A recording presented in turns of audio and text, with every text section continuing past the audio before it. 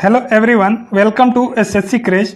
दोस्तों, आज है 4 मई और आज के करंट अफेयर में हमारा पहला क्वेश्चन है, हाल ही में किस राज्य ने काले चावल को जीआई टैग दिया है? तो इसका सही आंसर है ऑप्शन बी, मणिपुर। मणिपुर राज्य ने काले चावल को जीआई टैग अभी दिया है। ये काला चावल जो होता है, इससे मिठाई और दलिया बनाने में यूज किया जाता है, यह भी आपको ध्यान रखना है। और ऐसे ही गोरखपुर ने भी अभी जीआई टैग दिया है हाल ही में, तो उसको भी देख लेते हैं। वो दिया है टेराकोटा को। टेराकोटा जो दोमट मिट्टी से हाथी घोड़ा जैसे जानवर की आकृति बनाई जाती है, तो उसको गोरखपुर ने जीआई टैग दिया है। गोरखपुर यूपी में पड़ता है, तो इस चीज़ को आप ध्यान रखना। और मणिपुर ने ये दिया है काले चावल को, मणिपुर ने दिया है। तो मणिपुर के बारे में हम जान लेते हैं। कैपिटल है यहाँ की इम्फाल। सीएम की बात करें तो सीएम एन बीरेन सिंह है, और गवर्नर की बात करें तो गवर्नर है नजमा हेपतुल्ला। तो ये भी आपको ध्यान रखना है, यहाँ से स्टैटिक क्वेश्चन बनता है, कई बार पूछा जाता है। लोकटक झील कहाँ है? तो लोकटक झील जो है वो आपके मणिपुर में है। और के बुल लामजाओ नेशनल पार्क पूछा जाता है। फिर से बता रहा हूँ, के बुल लामजाओ नेशनल पार्क, ये भी आपका मणिपुर में है और कई बार यह पूछा जाता है, तो ये भी आपको ध्यान रखने हैं। इस क्वेश्चन से आपको इतने फैक्ट याद रखने हैं। बढ़ते हैं नेक्स्ट क्वेश्चन पे। दोस्तों, अगर आपको ये वीडियो अच्छी लगे, हेल्पफुल लगे, तो आप इसको लाइक और ज़्यादा से ज़्यादा शेयर करें।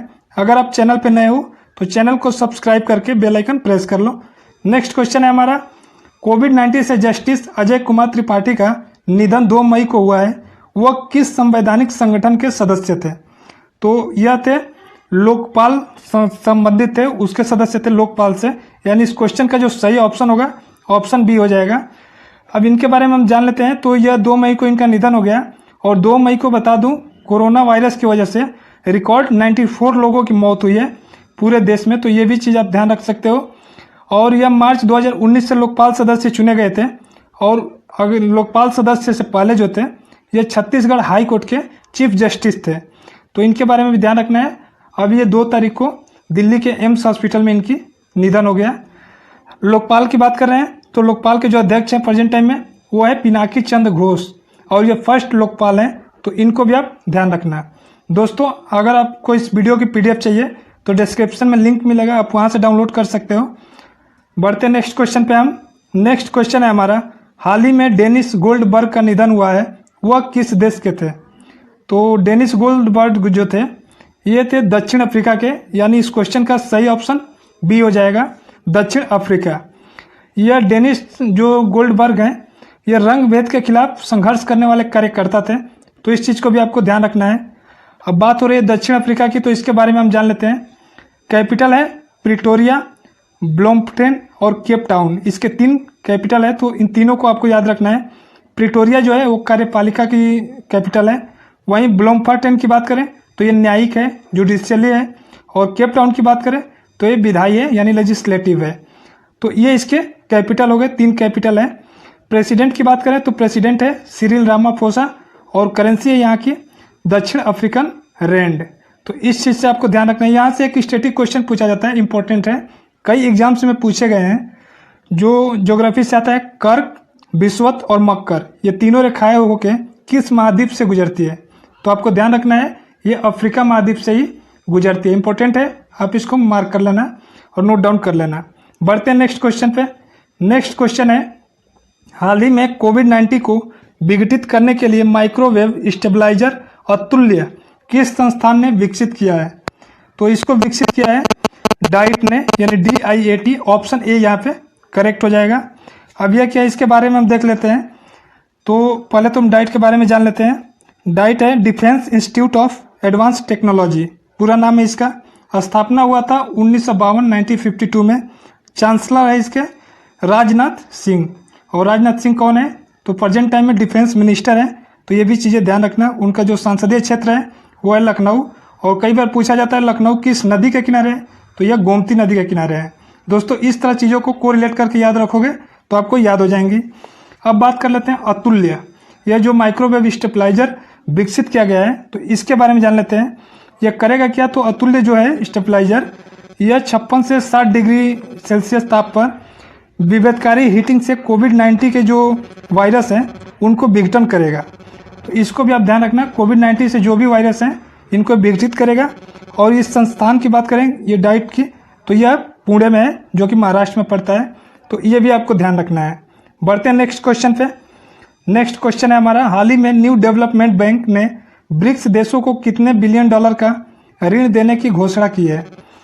तो यह घोषणा किया है 15 बिलियन डॉलर देने का, यानी इस क्वेश्चन का सही ऑप्शन डी हो जाएगा 15। तो पहले तो हम जानेंगे न्यू डेवलपमेंट बैंक क्या है।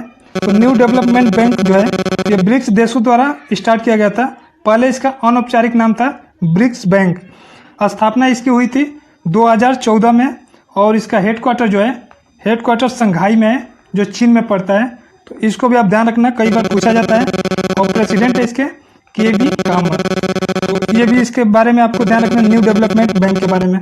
अब हम बात करते हैं यहाँ ब्रिक्स टर्म है इसके बारे में। तो पहले आपको ब्रिक्स का पूरा नाम बताऊं। इसका पूरा नाम है ब्राजील, रसिया, इंडिया, चाइना और साउथ अफ्रीका। ये पांचों से 5 देश का नाम है ब्रिक्स। इसकी स्थापना की बात करें तो स्थापना हुआ था 2009 में एंड 2009 और हेडक्वार्टर इसका है डेनमार्क में। तो इसको भी आप ध्यान रख सकते हो।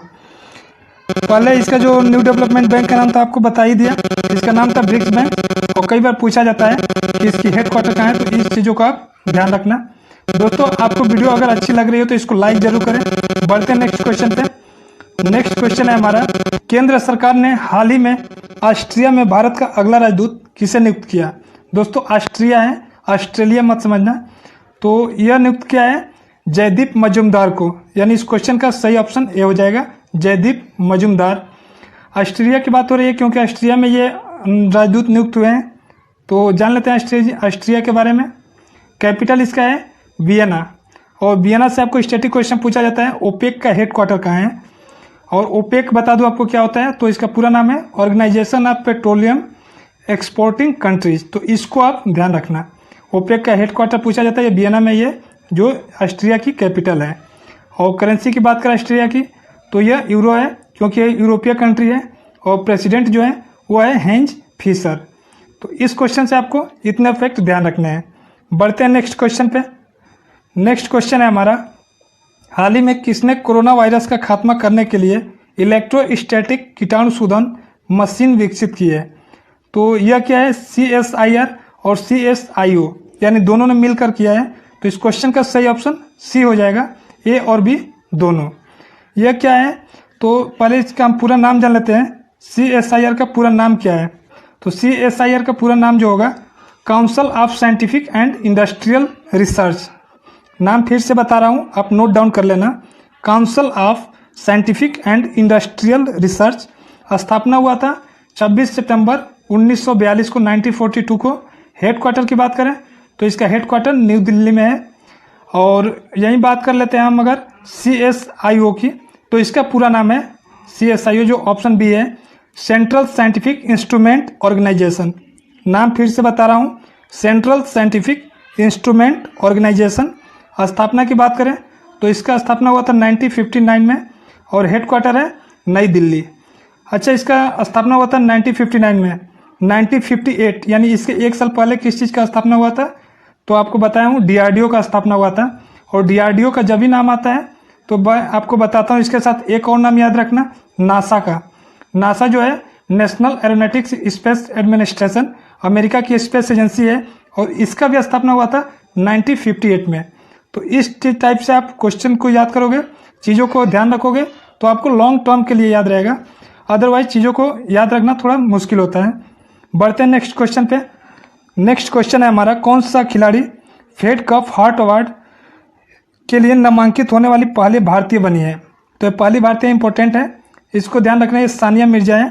ऑप्शन सी यहाँ पे करेक्ट हो जाएगा। और कई बार पूछा जाता है सानिया मिर्जा का किस खेल से संबंध है, तो इनका संबंध यहाँ टेनिस से है, तो ये भी आप ध्यान रखना। बढ़ते हैं नेक्स्ट क्वेश्चन पे। नेक्स्ट क्वेश्चन है, हाल ही में किसने MSME मंत्रालय के सचिव का कार्यभार संभाला है? तो MSME मंत्रालय का भी कार्यभार संभाला है अरविंद कुमार शर्मा ने, यानी इस क्वेश्चन का सही ऑप्शन ए हो जाएगा, अरविंद कुमार शर्मा। MSME यहाँ एक टर्म आया है, इसका मतलब जानते हैं, पूरा नाम होगा माइक्रो स्मॉल मीडियम इंटरप्राइजेज। स्थापना की बात करें तो स्थापना हुआ था 2007 में और हेडक्वार्टर इसका है नई दिल्ली, तो इसको भी ध्यान रखना। और अगर बात कर लें प्रेजेंट टाइम में MSME मिनिस्टर की, तो वो है नितिन गडकरी, तो ये भी पूछा जा सकता है, आप इसको भी ध्यान रखना।